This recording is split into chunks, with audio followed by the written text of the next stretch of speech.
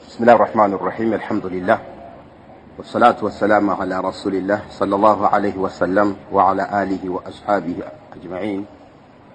Aburuganda, assalamu alaikum wa rahmatullahi wa barakatuhu. Tumebaza ekitiibwa Allah waffe subhanahu wa ta'ala.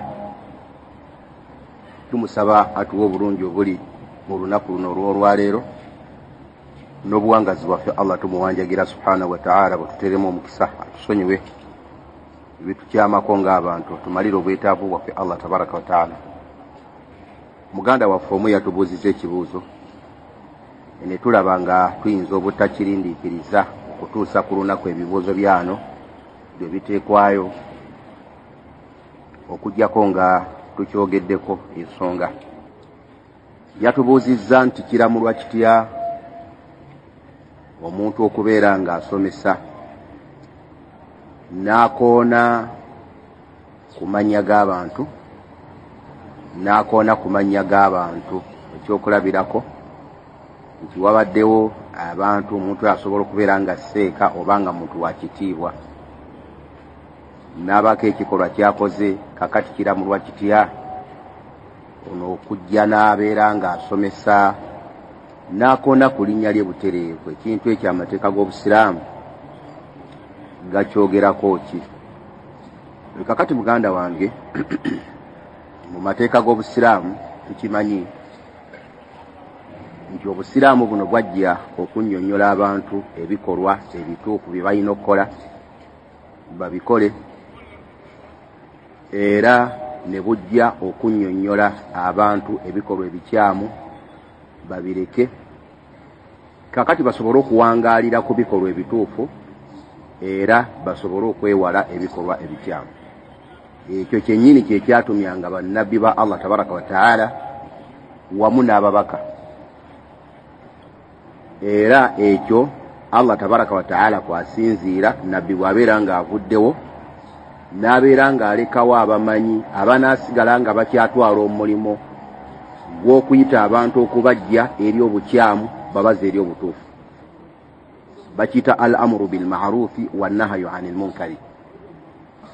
Kakati amateeka g'Obusiraamu gaatusirawo dawabit, yani ebintu ebiteekeddwa okutunuulirwa ku muntu alyoka akakatweko okukola ekimulagiddwa oba okuleka ekimuziiziddwa. Gaateekawo ensonga bbiri. Ensonga esooka al-qudura. Obusiraamu ebbanga lye bumala nga butegedde nti omuntu ekintu gundi asobola okukikola bumulagira akikole. Ekyokubiri al-ma'arifa. Obusiraamu ebbanga lye bumala nga butegedde nti kino ekintu omuntu akitegedde bumulagira akikole. Ezo nsonga bbiri z'ensonga eziyimiriddeko Obusiraamu okulagira omuntu ekintu, okumanya nti ekintu akiinako obusobozi n'okumanya nti ekintu akitegedde. Allah yagamba mu Qur'an nti la yukallifu Allahu nafsan illa wus'aha, eyo qaida nti Allah tabaraka wa ta'ala talagira muntu kukola kintu okujjako ng'akiinako obusobozi. Ye qaida esooka nti Obusiraamu ebbanga lye bumala nga butegedde nti ekintu omuntu akiinako obusobozi bumulagira akikole. Ekyokubiri Allah n'agamba subhanahu wa ta'ala wama kunna mu'adhibina hatta nab'atha rasulan, nti saali wa kubonereza abantu okutuusa nga mbatumidde ababaka. Lwaki Allah atuma ababaka? Basobole okunnyonnyola abantu. Kati Obusiraamu kasita bumanya nti omuntu message emutuuseeko kiba kitegeeza nti olwalagirwa okukola ekintu ekyo kubanga ategedde. Z'ensonga bbiri. Kakati muganda wange nti senga wabaawo omuntu mu mateeka g'Obusiraamu ne tutegeera nti ekintu gundi ekyamulagirwa okukola takirinaako busobozi, tannaba kukifunako busobozi, ne bw'abeera nga tannaba kukikola tetukkirizibwa kumwatuukiriza nti gundi lwaki takola kintu gundi kubanga takisobola, ne bw'onomwatuukiriza tajja kukisobola. Ekyokubiri, ebbanga lye tumala nga tutegedde nti munnaffe gundi ekintu gundi takimanyi, tannaba kutegeera nnamula yakyo mu mateeka ga ddiini, ne bwe tumusanga ng'akikola tetukkirizibwa kumulangirira mu bantu, tetukkirizibwa kumwogerako nga tusomesa okutuusa nga tukakasizza nti ekintu akitegedde. Eyo nsonga yakubiri.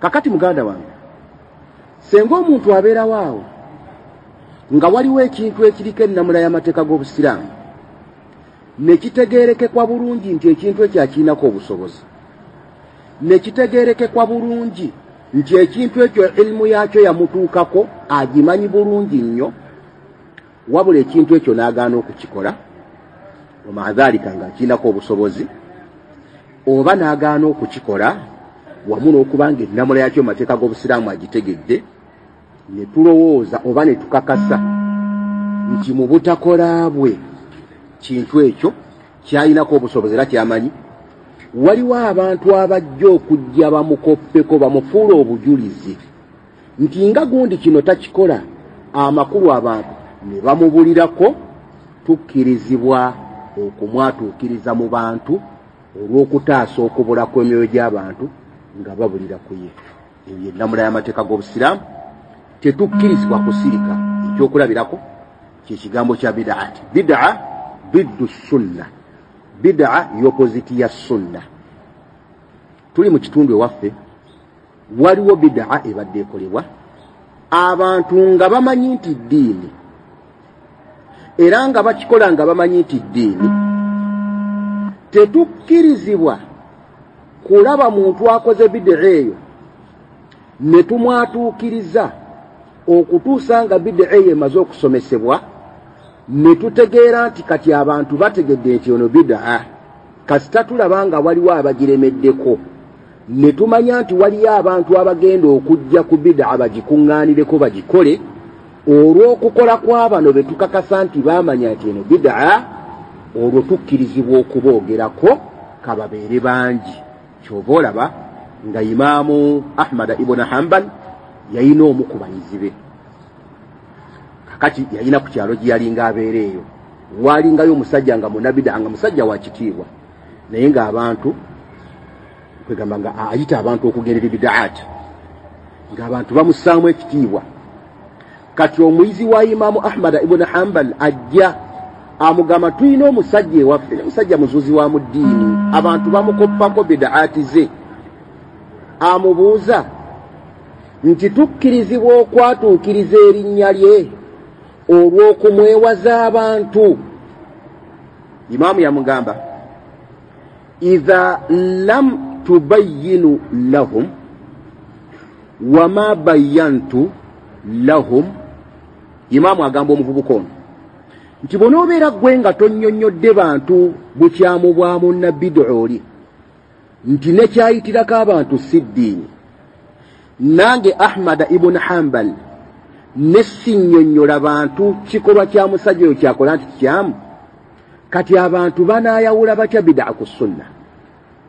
N'amugamba nti genda obannyonnyole, ojja kusanga ebigambo bingi ebyaba ulama nga byatawaataranga bingi nga biraga nti tukkirizibwa okwogera ku muntu yenna erinnya lye ebbanga lye tumala nga tutegedde nti alina ekikolwa ekituufu kiyaleka ng'akiinako obusobozi, obanga n'okukimanya akimanyi, ne tumanya nti waliwo abantu abajja okumukoppako. Tukkirizibwa okubeera ng'abantu tubalabula nti bannange wadde nga gundi akola bw'ati, wadde nga gundi akola bw'ati, naye kyekikolwa si kyamu. Kyova olaba nga ku mirembe egyo egy'aba Imaamu Ahmad ibn Hanbal waliwo omusajja omulala munnabid'a nga muyita Yahya. Yahya yali mu kitundu nga musajja munnabid'a. Kati olunaku olumu najja afulumako mu nnyumba ye n'atambulako ku kyalo. Kati abavubuka bano abaali bamumanyi kyebaava bajja ewa Imaamu ono. Imaamu Ahmad ibn Hanbal bamuyita Imaamu ahli sunna wal jamaa. Kati abavubuka bajja bamugamba nti Sheikh Yahya afulumyeko mu nnyumba ye agenda atambula ku kyalo, yagamba nti arifu nnasa awrahu, mugende nga mutegeeza abantu nti ono munnabid'a hatta la yasma'u minhu shay'a, kutuusa abantu baleme kumuwuliramu kigambo kyonna ng'ayogera amakulu. Imaamu ng'agamba abantu nti mugende nga yabaga nti mugende nga mumwogerako nti wuyo munnabid'a agenda. Amakulu kyefundamu abooluganda nti mu mateeka g'eddiini tukkirizibwa okwogera ku muntu yenna gwe tulabye ng'akola ekikolwa ekikyamu mu busiraamu naddala kye tukakasa nti akimanyi nti ilimu y'ennamula y'ekintu ekyo yamutuukako. Famathala kati waffe Uganda tewali muntu yenna akola bidaa nga musiraamu abadde musajja mukulu emabega emyaka 2 ng'ali mu Uganda n'akola bidaa yonna, oba bidaa yakwabya lumbe oba yakusoma buruda oba kusoma mawulire. Bidaa tezimanyiddwa ezo okujjako ng'ekyakikola lwa bujeemu. Lwaki? Kubanga bamaseeka baatuula ebyo bye bimu ku bintu bye basooka okusomesaako. Basooka kusomesa ku nnyimbe nti si ddiini bidaa, ne basomesa omufu engeri gy'asabirwamu, ne basomesa mawuledi nti si ddiini bidaa, ne basomesa kiki omuntu kyateekeddwa okukola nti Nabbi Muhammad alayhi salatu wassalaam bwe yabuuzibwa ekimusibya olunaku olwokuna n'olw'emmande yagamba nti kyava asiiba olw'emmande lwakuba kwe yazaalibwa era asuubira nti kwayinza okufiira kyava alusiiba. Kati omuntu yenna ayagala okwegatta ne Nabbi mu kukuza olunaku lwe yazaalibwako alina kusiiba lw'emmande. Bamaseeka ne bakisomesa. Kati basajja bakulu bonna abawangaalidde mu busiraamu e Uganda emabega emyaka 2 nga bali mu busiraamu ennamula y'ekyo bagimanyi nti bwekityo bwe kiri. Tewali eno mawulire gye mulaba eno yatandika juuzi mirembe gy'Abafaatimiya, basahaba tebagimanya, batabi'una tebagimanya, batabi'u tabi'una ndabamanyi paka ddala eno mu myaka nga 2 egiseewo mawulidi n'eryokejja n'etandika omulembe gw'Abafaatimiya n'efuuka eddiini abantu gye bakola. Kakati olwaleero insha Allahu taala senga tulaba omusajja ng'ali mu kitundu ng'ayita abantu okubaza eri bidaa ey'amawuledi oba okubaza eri bidaa ey'olumbe oba bidaa yonna gye tukakasa nti omusajja ono agiidako obusobozi amakulu agiinako okumanya nti si ddiini. Ekyokubiri ng'abantu bajja kukikolerako nga balowooza nti ddiini olw'okubaawo kwono oba olw'okuteekateeka kwono tukkirizibwa okumwogerako nti ono bannange ekikolwa kyakola si kikyamu, eddiini tekikkiriza.